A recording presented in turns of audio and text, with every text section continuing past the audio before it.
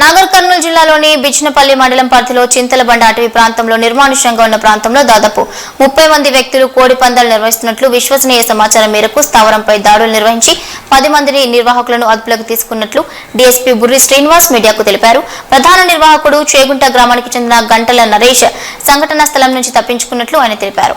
ఈ దాడుల్లో 17 బైకులు, 8 మొబైల్ ఫోన్లు, 4 పందెం కోళ్లు, 13,000 నగదు స్వాధీనం చేసుకున్నట్లు ఆయన తెలిపారు. ఈ సంఘటనపై కేసు నమోదు చేసుకుని దర్యాప్తు జరుగుతున్నట్లు డీఎస్పీ వ్యక్తపరిచారు. సమాచారం మేరకు మేము ఒక టీంని ఫామ్ చేసినాం. మా సిఐ గారి ఆధ్వర్యంలో బిజినపల్లి ఎస్ఐ, తిమ్మాజిపేట ఎస్ఐ, సుమారు ఒక 20 మంది కానిస్టేబుల్ని, హెడ్ కానిస్టేబుల్ అందరినీ కూడా కలిపి సరౌండింగ్ చేసి రైడ్ చేయడం జరిగింది. అవుట్స్కట్స్ లో మొత్తం ఫారెస్ట్ ఏరియా ఉంది. అక్కడ మేము రైడ్ చేసినప్పుడు ఒక 30 మంది వరకు ఈ కోళ్ల పందాలు ఆట ఆడుతున్నారు. మేము రైడ్ చేస్తే దాంట్లో నుంచి ఒక 20 మంది వరకు బాధిపోయారు. ఒక 10 మంది వ్యక్తులు దొరికారు. ఈ 10 మంది వ్యక్తుల్ని మేము విచారణ చేస్తే గంటా నరేష్, తర్వాత క్యాస్ట్ బై తెలుగు, చేగుంట గ్రామస్తులు ఇదంతా కూడా ఆర్గనైజ్ చేసి ఆడిపిస్తున్నట్టు మాకు సమాచారం తెలిసింది.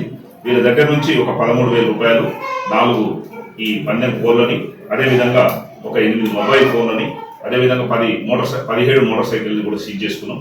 ఈ సీజ్ చేసుకున్నటువంటి మోటార్ సైకిల్ ఓనర్లు ఎవరైనా ఐడెంటిఫై చేసి వాళ్ళందరినీ మీద కూడా యాక్షన్ తీసుకుంటాం. వాళ్ళందరినీ కూడా అరెస్ట్ చేస్తాం. ఇప్పుడు 10 మందిని అరెస్ట్ చేసినాం. వీళ్ళని ఇమీడియట్గా రిమాండ్కి పంపిస్తాం. రిమైనింగ్ వాళ్ళని కూడా ఐడెంటిఫై చేసి వాళ్ళని కూడా అరెస్ట్ చేస్తాం. మేము ముఖ్యంగా ఇక్కడ ఉన్నటువంటి వాళ్ళకు చెప్పేది ఏంటంటే, ఈ బిజినపల్లి కానీ, తర్వాత మన నాగర్ కర్నూలు, తిమ్మాజిపేట ఈ మండల ప్రజలందరూ కూడా మేము తెలియజేసేది ఏంటంటే, ఇవి ఒక సోషల్ ఈవిల్కి సంబంధించినటువంటి ఇష్యూస్. పేకాట కానీ, తర్వాత కోళ్ల పందాలు కానీ, ఎవరు కూడా వీటి జోలికి పోయి తమ కుటుంబాలని నాశనం చేసుకోవద్దు అని చెప్పేసి మేము అందరికీ కూడా విజ్ఞప్తి చేస్తున్నాం. ఎవరైనా ఈ విధంగా ఆడినప్పుడు, మొన్న రీసెంట్గా కూడా మన హోటల్ దగ్గర పెద్ద ఎత్తున గ్యాంబ్లింగ్ జరుగుతుందని చెప్పేసి సమాచారం మేరకు సుమారు ఒక 18-20 మందిని కూడా అరెస్ట్ చేయడం జరిగింది. ఎవరెవరైతే ఆర్గనైజర్ ఉందో వాళ్ళని కూడా అరెస్ట్ చేసినాం.